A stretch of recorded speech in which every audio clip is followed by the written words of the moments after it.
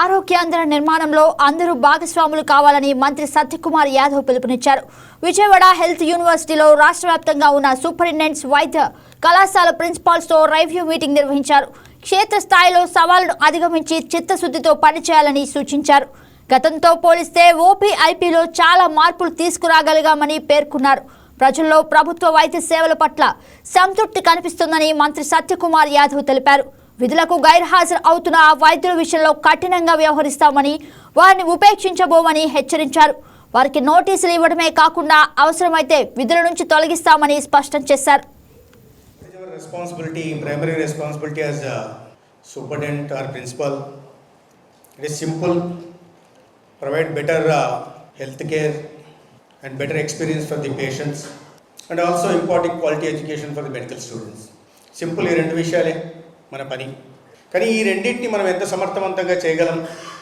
చూడడానికి చాలా సింపుల్గా ఉన్నప్పటికీ మన ఉద్యోగ నిర్వహణలో మనం ఎంత సమర్థవంతంగా పనిచేస్తున్నాం, తద్వారా ఎటువంటి మార్పు తీసుకురాగలం అనే దాని మీదే ఇది ఆధారపడి ఉంటుంది. మీరందరూ మీ రంగంలో నాయకత్వ లక్షణాలు కలిగిన వాళ్ళే.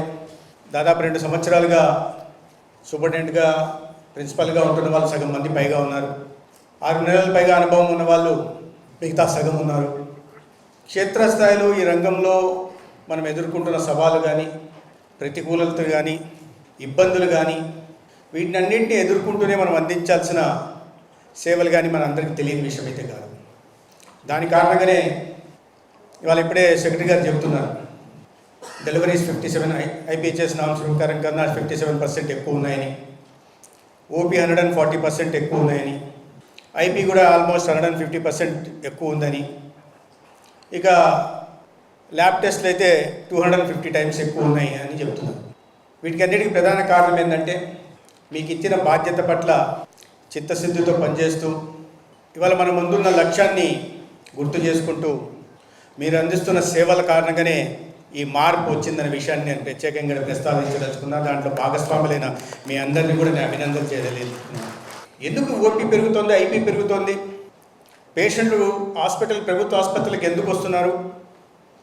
ప్రభుత్వ ఆసుపత్రులు అంటే మాకు తెలుసు, తెలంగాణలో ఒక పాటలో ఉంది, దవాఖానా అంటే ఎటువంటి అభిప్రాయం ప్రజల్లో ఉండేది. దాంట్లో మనం మార్పు తీసుకురాగలిగాం కాబట్టి ఇవాళ ఓపీ సర్వీసులు కానీ, ఐపీ సర్వీసులు కానీ ప్రజల్లో ఆత్మవిశ్వాసాన్ని పెంచగలిగాం. ప్రభుత్వ ఆరోగ్య వ్యవస్థల పట్ల కారణంగానే ఇవాళ ఈ ఎదుగుదల, మనకు పెరుగుదల కనిపిస్తూ ఉంది అన్నిట్లో కూడా. కానీ 8% 12% పెంచాం. డాక్టర్లు అందుబాటులో ఉన్నారు. ఇవాళ సరైన సమయానికి మందులు ఉంటున్నాయి, అందుబాటులో ఉంటున్నాయి. డాక్టర్ల వ్యవహార శైలి మార్పు వచ్చింది, నవ్వుతూ పలకరిస్తున్నారు. కింద సిబ్బందిలో కూడా మార్పు వచ్చింది. ఈ ఐవీఆర్ఎస్ తీసుకుంటే డాక్టర్ల అవైలబిలిటీ ఎలా ఉంది? Somewhere between 72 to 73%.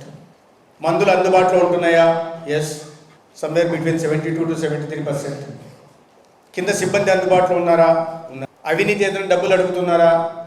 70%. 30% దగ్గర 27-28% ఆ కింద స్థాయిలో ఇంకా అవినీతి ఉందనే మాట వినిపిస్తూ ఉంది.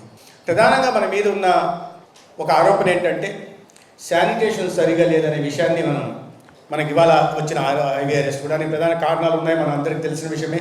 ఎందుకంటే ఈ టెండర్ సిస్టము చేయడం, వాళ్ళు రావడం, కోర్టు కేసులు, వీటి కారణంగా కాస్త వెనుకబడిన విషయం వాస్తవమే. కానీ దాంట్లో కూడా ఖచ్చితంగా మార్పు తీసుకు. What is our response? ఈ వీడియో మీకు నచ్చినట్లయితే లైక్ కొట్టి షేర్ చేసి మా వైకే టీవీ ఛానల్ని సబ్స్క్రైబ్ చేయండి.